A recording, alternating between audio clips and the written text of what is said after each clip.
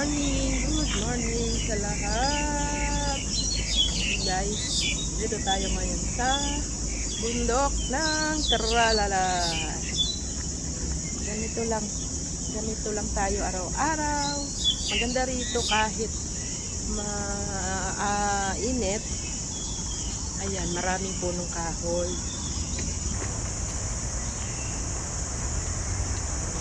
Punong kahoy at mga naglalakad. Ayan, di biro guys, ang init ngayon. Kaya, ingat. Ayan. Napakagandang maglakad.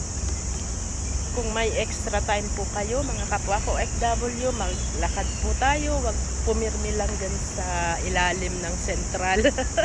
Ayan, maglakad sa mga nature para maipawis. Oo, although pagod tayo sa isang linggo, pero iba pa din yung nagre-relax tayo dito sa nature para iwas sakit. Ako'y ano rin may sakit din ako, hyperthyroid ako. 5 years na akong nainom ng carbimazole. 2 times a day na nga ngayon gawa ng tumaas yung TTH ko, counting. Kaya nawa naman maging ayos na naman sa September.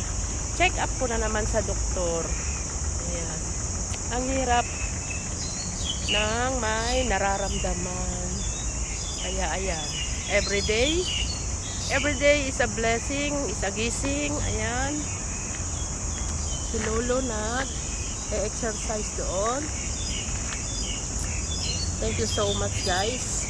Ito lang ang aking mai-share sa inyo, ang paglakad-lakad ng sa bundok at pagluluto. Ayan. Mga pagluluto lang. Comment down below kung nasaan kayo para ma-shout out. Thank you guys. Ayan. Ang dami doon. Ang lawak nitong Shatin Park.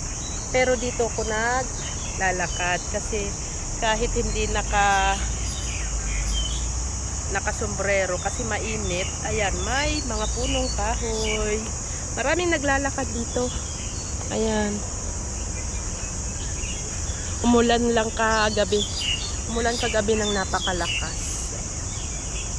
Yung bundok na yun, na-hike na namin yun ni Ate Mel. Hindi time ngayon mag-hiking gawa ng napakainit. Antayin nating winter.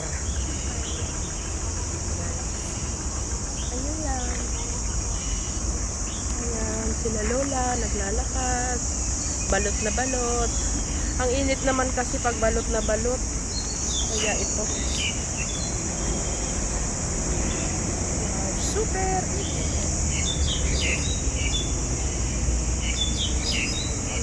Ang ganda pakinggan ng mga ibon.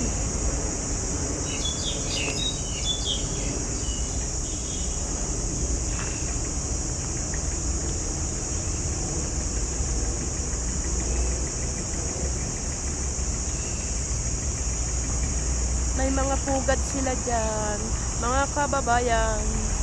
Ayan, mga kababayan, may pugad sila dyan.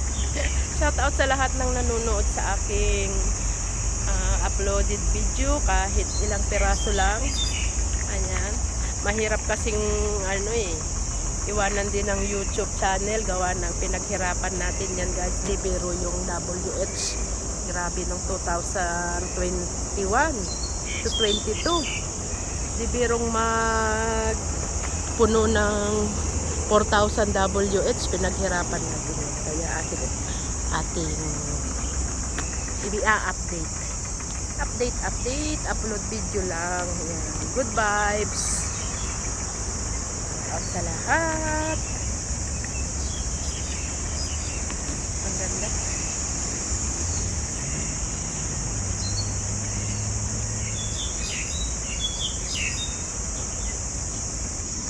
Ayan, pawisan na tayo guys.